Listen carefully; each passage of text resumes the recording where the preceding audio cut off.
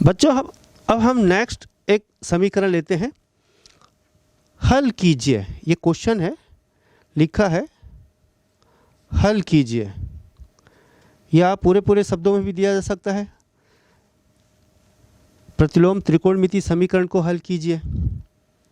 ये क्वेश्चन है tan inverse of 1 minus x by 1 plus x is equal to half tan inverse x where x is greater than 0।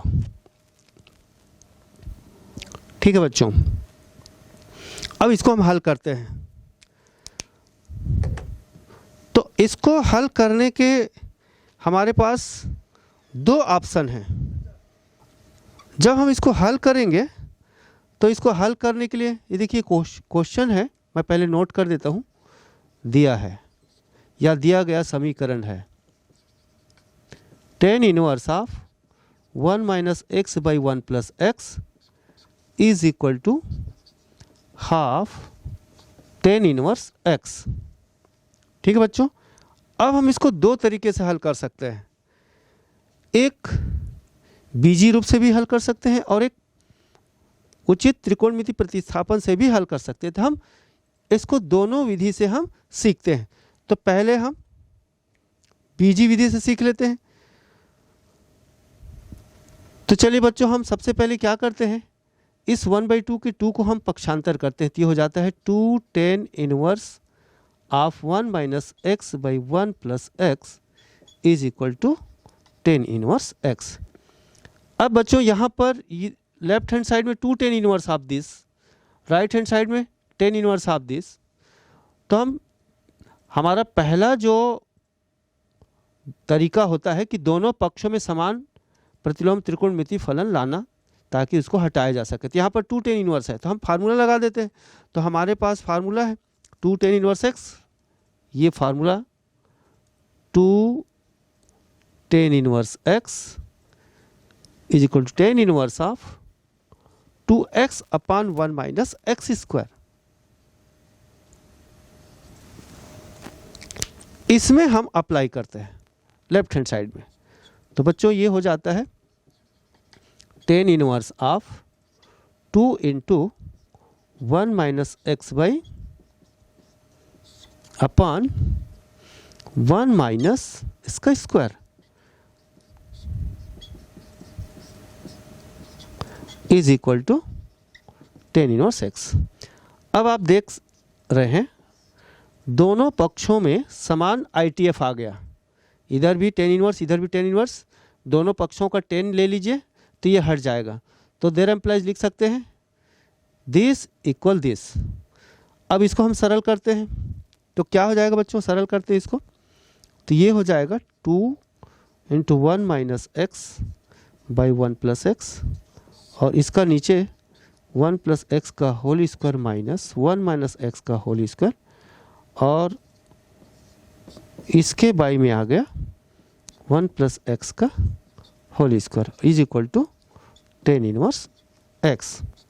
फिर हम इसको simplify करते हैं तो बाई में से 1 प्लस एक्स और इसके बाई में से 1 प्लस एक्स, एक गुणनखंड कैंसिल हो गया और ये ऊपर चल देगा।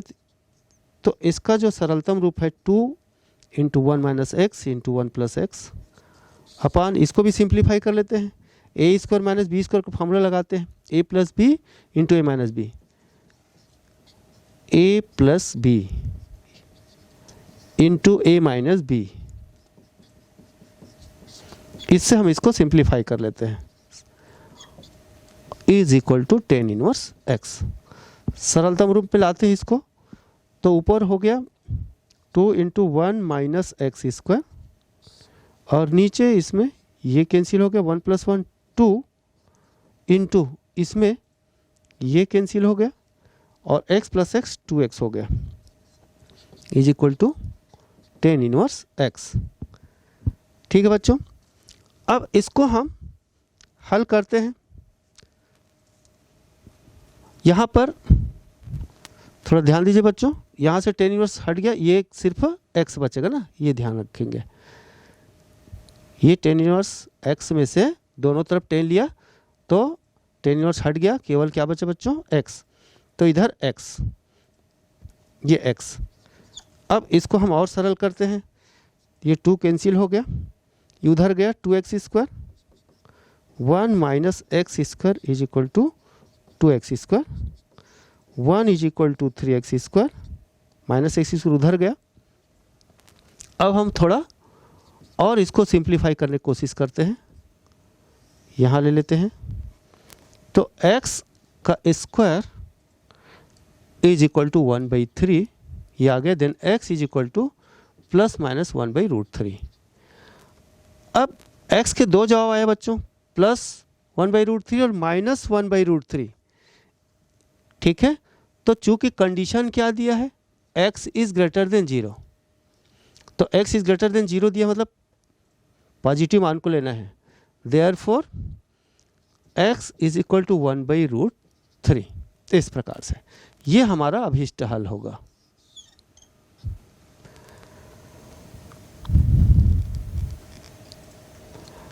यदि ये कंडीशन नहीं दिया होता तब क्या करते बच्चों, यदि ये कंडीशन नहीं दिया है तो हमको सेटिस्फाई करना होता, संतुष्ट कराना होता, चेक करना होता कि पॉजिटिव मान और नेगेटिव मान दोनों धारण कर रहा है या केवल पॉजिटिव को धारण कर रहा है या केवल नेगेटिव को धारण कर रहा है, ये हमको चेक करना होता है बच्चों। क्योंकि कंडीशन दे दिया है x इज ग्रेटर देन 0, तो पॉजिटिव मान को ले लेना है, धनात्मक मान को ले लेंगे। इसको आप रखेंगे यहाँ पर 1/√3 को रखेंगे तो लेफ्ट हैंड साइड भी पॉजिटिव आ रहा है और राइट हैंड साइड भी पॉजिटिव आ रहा है, दोनों पक्ष को संतुष्ट करता है। ठीक है, अतः ये अभीष्ट हल होगा। अब हम इसी को एक और मेथड से सीखते हैं बच्चों, उचित त्रिकोणमिति प्रतिस्थापन से। उसके बाद आपको तय करना है कि इसमें से कौन सा मेथड अच्छा लगा, उस मेथड को आपको अप्लाई करना है। जैसे बच्चों हम इसको त्रिकोणमिति प्रतिस्थापन करते हैं, तो क्या प्रतिस्थापित करें, तो इसको देख करके आपको तय करना है क्या प्रतिस्थापित करें। जैसे हम x is equal to tan theta प्रतिस्थापित करते हैं, तो जब x equal to tan theta प्रतिस्थापित करेंगे तो इसका रूप क्या हो जाएगा बच्चों, देखिए x equal to tan theta, there implies theta is equal to tan inverse x, ये आपको ध्यान रखना है। अब हम प्रतिस्थापित करते हैं, therefore tan inverse of 1 minus tan theta by 1 plus tan theta is equal to half, और ये टेन इनवर्स x मतलब थीटा, तो ये हाफ थीटा, ये ध्यान दीजिएगा। अब ये हो जाएगा टेन इनवर्स ऑफ, यहाँ पर हम एक अरेंजमेंट करते हैं, 1 10 45 अंश का मान है, 1 इज इक्वल टू लिखा जा सकता है 10 pi by 4 minus of 10 of theta by 1 plus, यहाँ पर हम अरेंज कर सकते हैं 10 थीटा को 1 into 10 theta, then 1 means 10 pi by 4, then 10 pi by 4 into 10 theta, ये लिखा जा सकता है is equal to half theta. ऐसा अरेंज करने से क्या बन गया बच्चों, 10a minus 10b upon 1 plus 10a into 10b, 10a minus b का फार्मूला हो गया। तो हम इसको लिख सकते हैं 10 inverse of 10 of pi by 4 minus theta is equal to half theta. ऐसा करने से हमें self adjusting property 10 inverse of 10 of this is equal to this, ये फार्मूला लग जाता है और ये रह जाता है pi by 4 minus theta is equal to half theta. तो यहाँ पर ध्यान रखना है बच्चों, आपने फार्मूला जो अप्लाई किया साइड में लिख दीजिए, 10 inverse of 10 of x is equal to x। ठीक है, तो हम ये अप्लाई किए। अब ये हो जाएगा माइनस थीटा को उधर ले जाइए, pi by 4 is equal to half theta plus theta, that is 3 theta by 2। ठीक है बच्चों, अब इसको हम सरल कर लेते हैं।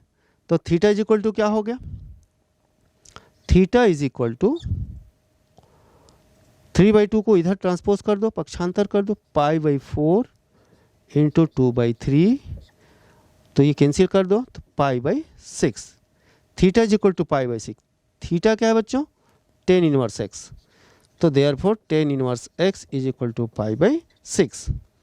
ठीक है, अब पाई बाई सिक्स किसका टेन है, या फिर इसको लिख सकते हो x is equal to tan pi by six, और टेन पाई बाई सिक्स यानी वन बाई रूट थ्री।